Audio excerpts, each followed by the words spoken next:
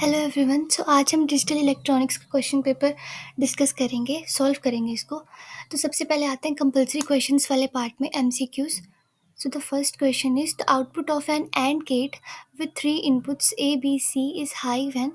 तो AND gate क्या बोलता है, जब इन दोनों इनपुट्स हाई होंगी, मतलब अगर यहाँ पे 3 वेरिएबल का दिया है तो तीनों की तीनों इनपुट जब हाई होंगी तभी हमारी आउटपुट जो है हाई आएगी। तो it means D, when used with an integrated circuit, what does the term quad indicate? Quad means four. So, four circuits. The format used to present the logic output for the various combination of logic inputs to a gate is called an या A। तो ये बोल रहा है कि क्या format होता है जब हम कम्बिनेशन लॉजिक गेट्स के कम्बिनेशंस को जब हम यूज़ कर रहे होते हैं इनपुट आउटपुट निकालने के लिए, तो किस तरह से उसको एक्सप्रेस कर रहे होते हैं, प्रेजेंट किस तरह से कर रहे होते हैं। तो हम ट्रुथ टेबल की फॉर्म में प्रेजेंट कर रहे होते हैं। Which of the following operation expression is in the sum of products. तो सम ऑफ प्रोडक्ट है हमारे पास सी, क्योंकि ये देखो ये है प्रोडक्ट और ये हमारा सम। उसके बाद आया हमारा the commutative law of Boolean addition states that A plus B equal to A multiply B. तो ये जो है हमारा फॉल्स है, बिकॉज क्योंकि A plus B equal to B plus A अगर यहाँ पे होता तो हम इसे कह सकते थे कि ये कम्यूटेटिव लॉ फॉर एडिशन है, बट ये कुछ भी नहीं है, ये गलत है statement. So the Boolean expression C plus C D is equal to C plus D. ये हमारे जो आइडेंटिटीज फॉर्मूलाज होते हैं ना बुलियन अलजेब्रा में, ये उसके थ्रू सॉल्व हुआ है। उसके बाद है हमारे पास when transistors are used in digital circuit they usually operate in cut off regions. क्योंकि जो ट्रांजिस्टर्स होते हैं वो ऑन एंड ऑफ में काम आते हैं एम्पलीफिकेशन में। On the master slave flip flop when it is master enabled. तो मास्टर अनेबल तब होता है जब when the gate is high. Under normal condition, a diode conducts current when it is forward biased. An N-type semiconductor material has pentavalent impurities atoms at it. उसके बाद आया हमारे पास answer. इसमें हमने कम से कम जो एक साइड होती है ना शीट की, वो फिल करनी है। मैक्सिमम 50 वर्ड्स बोले हैं तो। State the associative property of Boolean algebra. अब एसोसिएटिव प्रॉपर्टी अगर हमें डिफाइन करने को बोलिए तो एसोसिएटिव प्रॉपर्टीज़ में होता है कि अगर हम 3 वेरिएबल्स को किसी भी पोजीशन में रख के और करेंगे, और मीन्स ऐड करेंगे या एंडिंग ऑपरेशन वहाँ पे परफॉर्म करेंगे, तो उनका जो रिज़ल्ट है मतलब वो सेम ही होंगे, कोई डिफरेंस नहीं आएगा उनकी पोजीशंस यहाँ वहाँ चेंज करने से।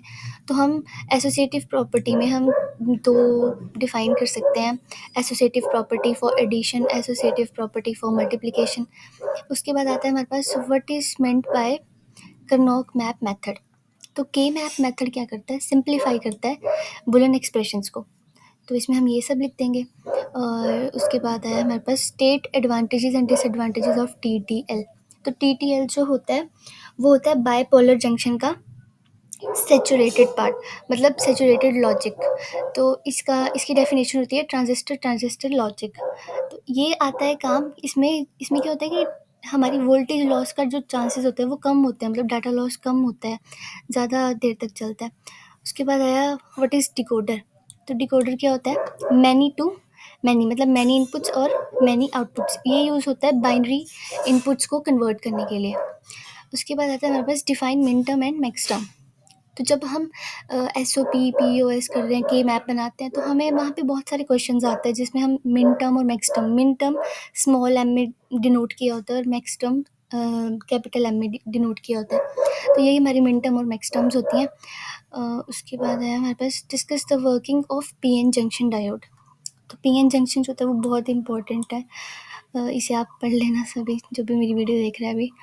Explain energy bands in solid. Energy bands in solid वो 5 नंबर में आया हुआ है, तो थोड़ा सा हम ये एक्सप्लेन कर देंगे कि एनर्जी बैंड्स क्या होता है और क्यों यूज़ करते हैं, मतलब क्यों जानने की ज़रूरत पड़ी इनको।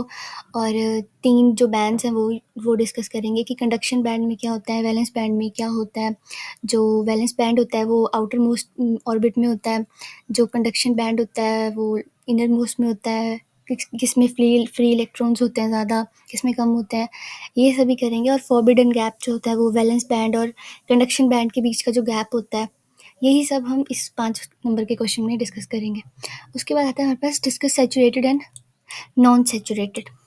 तो सैचुरेटेड एंड नॉन सैचुरेटेड में डिफरेंस नॉर्मल सा यही होता है कि जो सैचुरेटेड होते हैं वो ऑफ होते हैं, बट सैचुरेशन रीजन में होता है, और जो नॉन सैचुरेटेड होते हैं वो ऑफ होते हैं बट वो एक्टिव रीजन में होते हैं।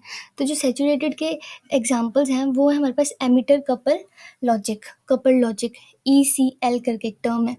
और जो सैचुरेटेड होते हैं उनमें होते हैं हमारे पास TTL जो हमने पहले पढ़ा, और ECL जो होता है वो होता है नॉन सैचुरेटेड में। तो विच इज़ फास्टर, ECL और TTL? तो ECL जो होता है वो फास्टर होता है। उसके बाद है, और हमें ये एक्सप्लेन भी करना है कि क्यों फास्टर होता है। उसके बाद है हमारे पास explain the expression using Boolean algebra. तो इनको हमने सॉल्व करना है जो हमने डी मॉर्गन थ्योरम में पढ़ा है, और जो भी हमें लॉज पढ़े हुए हैं अभी तक बुलियन अलजेब्रा में, उन सभी को यूज़ करके हमने इनको सॉल्व करना है। उसके बाद है हमारे पास give the circuit diagram of XOR gate, also give its truth table. तो ट्रुथ टेबल को हम एक्सोर गेट का ट्रुथ टेबल हम बनाएंगे, इसमें डायग्राम बनाएंगे पहले जो ऐसे होती है कुछ। आई नो मैंने बहुत गंदी सी बना दी, बट हाँ इसी टाइप की एक्सोर गेट की डायग्राम होती है। और उसके बाद इसका लॉजिक गेट भी बनाएंगे, मतलब लॉजिक गेट बना दिया, फिर हमने इसका ब्लॉक डायग्राम बनानी हो तो, और उसके बाद हम इसका ट्रुथ टेबल बनाएंगे, मतलब इनपुट्स आउटपुट्स लिखेंगे। उसके बाद नेक्स्ट क्वेश्चन है how can you connect NAND gates to get an OR gate. तो अब इसमें हमने बताना है कि नैंड गेट को हम किस तरह से कनेक्ट करें कि और गेट आए। तो नैंड गेट क्या होता है? एंड गेट का उल्टा, मतलब एंड में अगर नॉट लगा दो तो बन गया हमारा नैंड गेट। तो इसको यूज़ करके हमने और गेट बनाना है। और गेट मतलब एडिशन, और नैंड गेट मतलब मल्टीप्लिकेशन का अपोजिट। उसके बाद हमारे पास what are the basic rules use to draw equivalent gates. तो इक्विवेलेंट गेट्स को बनाने के लिए क्या ही रूल्स होते हैं कि उनकी जो वोल्टेज होती है वो सेम होनी चाहिए। Functions in sum of product. हाँ, अब जैसे ये आ गया यहाँ पे मिन टर्म वाला क्वेश्चन आ गया, इसमें कनोग मैप बनाना है कि जितने भी बॉक्सेस होंगे, मतलब 4 वेरिएबल्स का है तो मतलब 16 बॉक्सेस बनेंगे, कॉलम बनेंगे, और उनमें हमने जहाँ जहाँ पे ये नंबर्स प्रेजेंट होते हैं वहाँ वहाँ पे 1 लगाना है, और फिर उन्हें पेयर बना के सॉल्व करना है। उसके बाद है what are redundant groups of K maps. वो रिडंडेंट ग्रुप्स वो होते हैं जो जिनका पेयर किसी के साथ बन नहीं रहा होता, हम किस तरह से पेयर बनाते हैं। उसके बाद आया हमारे पास explain how basic gates can be realised using NAND gate, also give the diagram.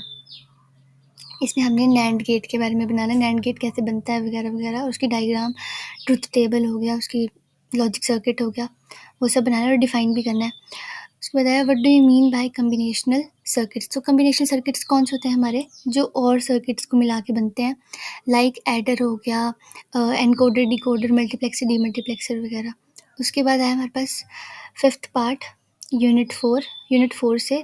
तो इसमें आया हमारे पास what is multiplexer. Multiplexer means many to 1, और ये मल्टीप्लेक्सर मल्टीप्लेक्सर जो होता है, मल्टीप्लेक्सर मैनी टू 1 है तो डीमल्टीप्लेक्सर 1 टू मैनी है। इस तरह से मल्टीप्लेक्सर की डायग्राम बना देनी है बस। फिर 4x1 मल्टीप्लेक्सर होता है वगैरह वगैरह, ये सारे ड्रॉ करने बड़े बड़े सर्किट्स, वहाँ पे तभी नंबर मिलेंगे। 5 नंबर का क्वेश्चन है, ज़्यादा बड़ा भी लिखने की ज़रूरत नहीं है वैसे। उसके बाद आते हैं हमारे पास mean by shift registers. Shift registers होते हैं जो पैरेलल इनपुट और पैरेलल आउटपुट देते हैं, वो होते हैं हमारे पास शिफ्ट रजिस्टर्स।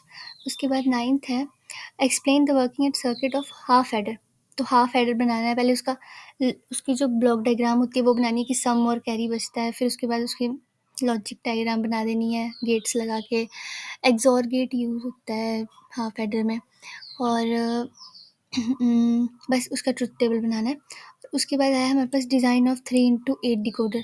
तो 3x8 डिकोडर क्या होता है कि जिसकी 3 इनपुट्स और 8 आउटपुट्स होंगी, वो होगा हमारे पास 3x8 डिकोडर। तो बस इसकी भी सबसे पहले हमने बेसिक ब्लॉक डायग्राम बनानी है। उसके बाद हमें इसके लॉजिक गेट्स के साथ डायग्राम बनानी है। फिर हमने इसकी 8 जो होंगी, मतलब 0 to 7 इनपुट्स लिखनी है, मतलब आउटपुट्स लिखनी है, और इनपुट इसकी 3 होंगी। बस इस तरह से इसे ड्रॉ करना है। So that's it for today. I hope ये क्वेश्चन पेपर आपको एंड टाइम पे थोड़ा सा हेल्पफुल हुआ होगा। Thank you so much. And अगर आप मेरे चैनल पे नए हो तो सब्सक्राइब कर देना। And I wish you all the best to everyone. Thank you.